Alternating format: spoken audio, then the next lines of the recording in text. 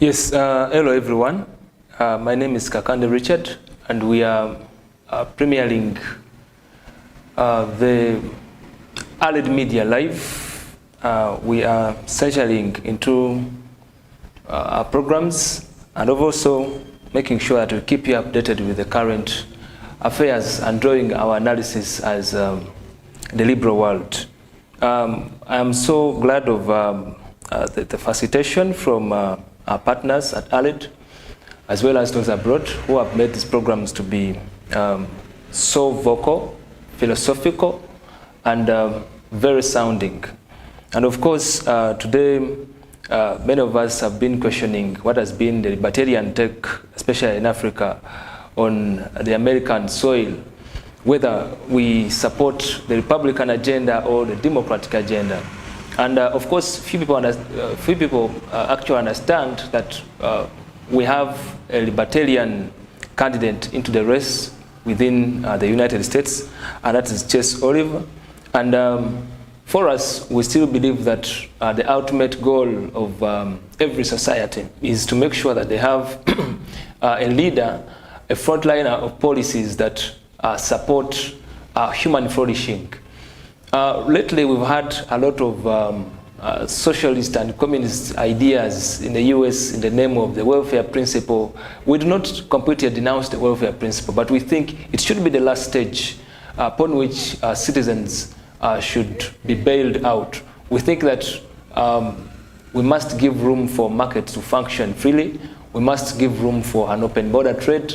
We must give room for the critical understanding of an individual within a society, and we must make sure that we define an individual within the passionates of how they are without drawing the bigger picture of the society. So that's what we think. We decipher morality, we decipher human interaction to who is an individual and what makes them happy. So that's it. And of course, we agree on the ethical code and standards that people in the US should be following. So we've had a lot of tax increase lately in the US, the cost of living going up, if you look at the figures, and we've also seen a number of things that we haven't seen before. It's surprising, the last two terms, actually the term that is being finished by Joe Biden and the one that Trump had just concluded. It's amazing for the first time, I think, on the world stage to have dolls of figures coming into politics. And I think it's high time that the American people really do away with the two-party system. The conservative nature of politics really builds dictators. And this has always stolen the American people from the ability to actually analyze their own policies, to actually own their liberties. You find that the middle class has always been influential for as long as it can support either the Republicans or the Democrats, whichever way that they take. I think it's time for them to have a more freer world than their founding fathers, and we think that Chess has the capacity to do that. You see, it's not about which figure comes on the front line. It's about which policy they carry. For us, from the liberal movement, we don't look at who owns the biggest mansions, who is more old in age, who is what. That's not what we look at. Yes, we've had these debates locally here, and of course, people are thinking that Kamala Harris, because of color, because of what, and that's not what the liberal movement is all about. Our movement believes that whoever goes and qualifies to be a US president, or to be nominated as a US presidential candidate, has any mandate to carry on. And we think that we have to look at their programs and policy and how they approach life. Good enough, many of the candidates that have stood up for the US presidency have always had a CV. So I don't think that Harris has any much to do, because she's VP.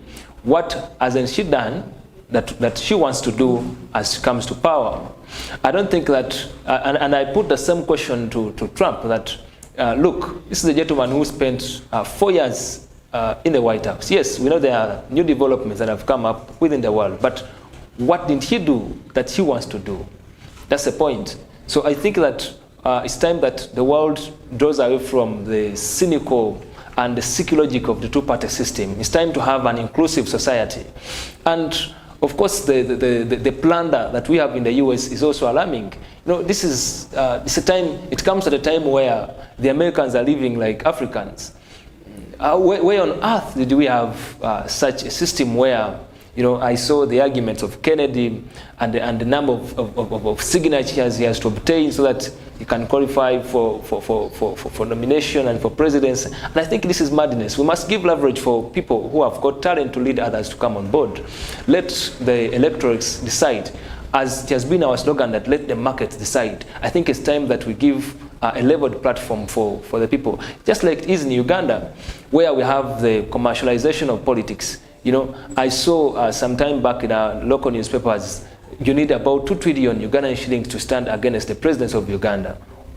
I don't think that we can measure leadership and what people can offer on the table if we commercialize what leadership is all about. And I think this is the same madness that we are seeing even in countries where people think that democracy originated.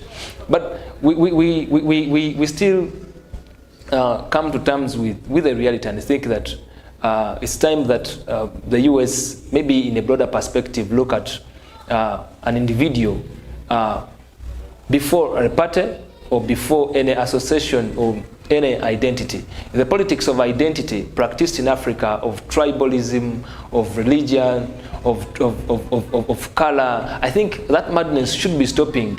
It should be having some limits. It's time that we have global thinkers, we raise a generation of another 21st enlightenment by doing away with what we identify ourselves as in terms of what we can deliver. So it has been our ambition, and it is still our push that maybe for the first time the Americans should look at having the person who stands from the philosophy, the ideology, and from the practice and the reality of what a freer society means. So that, of course, brings us to other arguments, like you see. And I think the two-party system has led to a lot of mistakes, as you've seen them. You've seen the wars in Guatemala, you've seen the wars that America has caused all over the world, in Libya. You've seen their companies in most of the mining countries.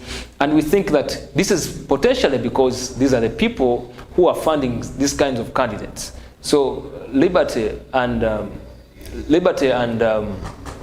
of course, the liberal movement would bring an approach that brings a consensus to all of us. This should be something, this should be an enlightenment that is going to start with chess and is going to spread to the rest of the world. I think for the first time we shall build a uni-movement, a uni-ideological movement, because this is what liberty is all about.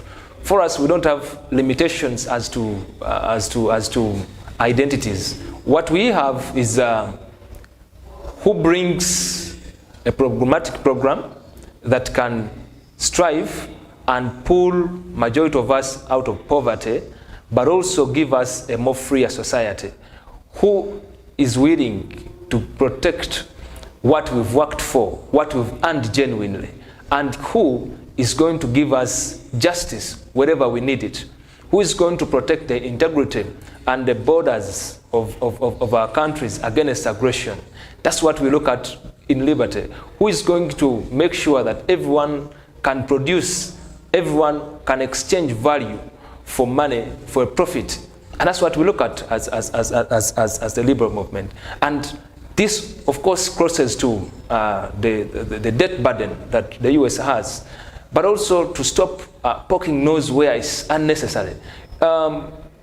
You see this t-shirt, the theme that taxation is theft.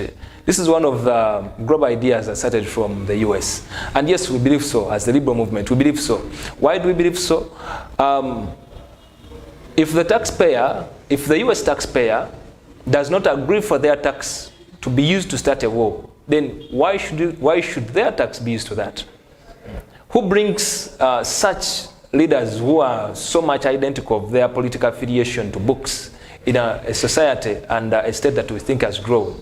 I think this rating of what we've been seeing and hearing of the US, the glory, of course you can see, things speaks for themselves. You can see the growth of China, you can see the growth of India, you can see a number of countries coming on board.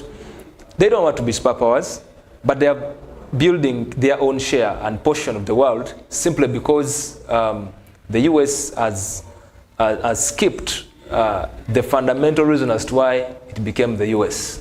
So you can see the levels of aggression, Russia, Ukraine, and you can also see what is happening in Israel. And you see, a taxpayer in the US still suffers the burden of paying for wars where he has no business. It's unimaginable. As well as we have people on the streets in Africa, we have people on the streets in the US. We have people in Africa or the rest of the world where people have made money genuinely and they're owning bigger companies, especially in India, and people in the US have nothing to see for.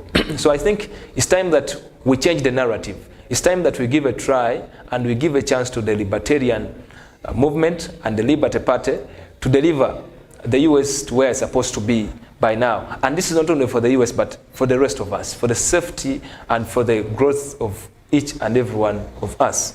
Because libertarians at least have tested one thing, the bit of ethics and integrity in whatever they do, because they put individualism first before anything else. Yeah, and I think another affairs, I also wanted to talk about the 2024 education bill in Uganda. The liberal point of view is that we, at all costs, want to kick the government in every sector. We think that has been the limitation and the barriers to human flourishing in all sectors. And if you look at the bill in Uganda, the minister just recently the parliament made the first reading of the bill that is requiring for all teachers in Uganda to be degree holders. Of course, no one wants to go to a class or send their children to a class where the person in front of your children is half-baked. But the Ugandan system, like we've always said, has always been a contrast of the market. We are saying, will the market offer the money value of degree holders in classes? Has the government looked at that? And two, is it the priority that the country should be looking at? You know, the problem with the tax system is that the government will always bring something because they think they have capacity to fund it, even if they have no sustainability. And that has always been the problem, and that's where our money has always been going. Because if you look at it from all angles, the private sector in Uganda has been the biggest supporter of the education system. And why? Because the government cannot maintain its own school to give the best what we expect of our students. If you look at the quality being produced by the universal secondary education or the universal primary education, many of them are street dwellers. This is maybe sort of their degree. This is what they earn. A few of them have come out, and we can argue that has been on maybe luck or situations have changed and have been able to produce something. So we think that it's time for government to, let the industry decide the quality of the material that they need. Let the industry decide the levels of qualification for their teachers. I've seen secondary schools that require a master's for you to be able to teach. And I've seen universities where we have degree holders teaching. So let the market decide. Let the parent take their child where they feel they are capable and they are safe. So that in the eventuality of anything, no one blames the other. The qualification bit is not a problem. The problem is the system that is already rotten, that cannot accommodate anything that is sounding. If you look at the tax base in Uganda, it's funny. Our unemployment rate has always been skyrocketing, and it's becoming worse because we have a number of companies that have closed lately, and the reason of their closing is pertinent and is central to the unfair, exploitative tax regime. And we don't have a way of monitoring what is happening in the country. Why? Because the voices are closed. Just yesterday, we saw a decision of court where the commissioners who gave themselves over 500 millions, 400 millions, court said that it was legal. You see, the point is, even if it is legal, even if, because the argument was that, you see, these commissioners, they gave themselves this money, and it is because it was passed in the budget and agreed by every member of parliament, and that's why the money was released. The question is, does that make it right? Where does a parliament get the authority, the moral authority, the audacity to, you know, give themselves money? How does that come into play? We are talking of a country which is having about 45 million people, and they're having, you know, every village has a constituency. We are coming to a situation where every person in Uganda will be living in their own constituency. If the numbers don't stop where they are, we're having this exorbitant exploitation of the taxpayers' money going on government agencies. You find a ministry having about 4 agencies doing the same thing, and now you'll need to have a member of parliament, you need to have a mayor, you need to have a presidential representative in every constituency or every district. And you see, this is just a repetition of what one agency is supposed to be doing. So, and we are living in a country where 10 trillion Ugandan shillings is being used, is being put on corruption every time and then. So, resource management and the way taxpayers' money is being used and being put to waste has been one of the biggest drawbacks that we can change the regime. And it's not changing because the song has been for long, and now it has become a disease, and every Ugandan is part of the problem. And I think that when people advocate for